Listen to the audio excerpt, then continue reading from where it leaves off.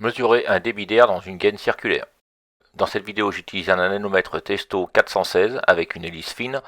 Pour mesurer un débit d'air dans une gaine circulaire, il nous faut faire plusieurs choses. D'abord, mesurer la dimension de la gaine, déterminer le nombre de points de mesure à effectuer les mesures avec un anémomètre, et enfin, calculer le débit d'air.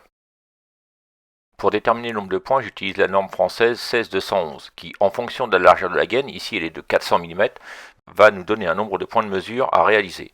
Ici, pour du 400, on nous demande de faire 3 mesures A, B, C pour 2 orifices, à la verticale et à l'horizontale. On aura donc à la fin 6 points de mesure effectués.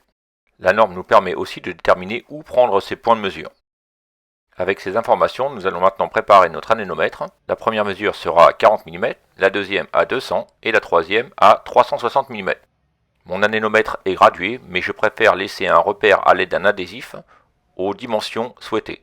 Ici, je place un adhésif donc en face des 40 mm, un second adhésif en face des 200 mm ou 20 cm, et je procède à la même chose pour le dernier point de mesure à 36 cm avec l'adhésif. Ça va être pratique en position parce que vous allez voir, c'est pas si simple de faire la mesure, de noter le résultat et en même temps d'être sûr de sa position.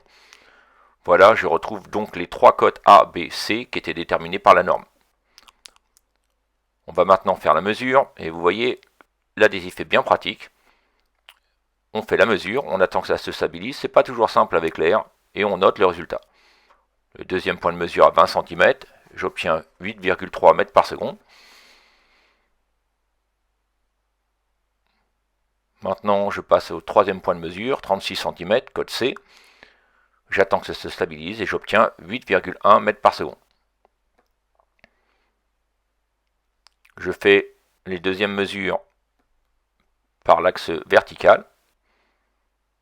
Et à chaque fois, on note le résultat dès que la vitesse d'air est stabilisée. Voilà, c'est là que je vous disais que c'est pratique quand même l'adhésif. La dernière mesure, 7,8 mètres par seconde. Avec ces mesures, on va calculer le débit d'air. Pour calculer le débit d'air, il faut multiplier la vitesse moyenne par la surface de la gaine en mètres carrés. On calcule d'abord la vitesse d'air moyenne en prenant l'ensemble des points de mesure qu'on additionne et qu'on divise par 6. On obtient donc une vitesse moyenne de 8,16 mètres par seconde. On calcule donc maintenant la surface de la gaine. Alors, la formule est très compliquée, c'est pi d2 sur 4. Ici, on obtient 0,125 mètres carrés. Et on va enfin multiplier cette surface par la vitesse moyenne de tout à l'heure pour trouver le débit d'air. Ça fait 8,16 multiplié par 0,125 qui nous donne 1,02 m3 par seconde, c'est-à-dire 3675 m3. N'oubliez pas de boucher les orifices de mesure avec un adhésif alu. Vous savez maintenant mesurer le débit d'air dans une gaine circulaire. À bientôt!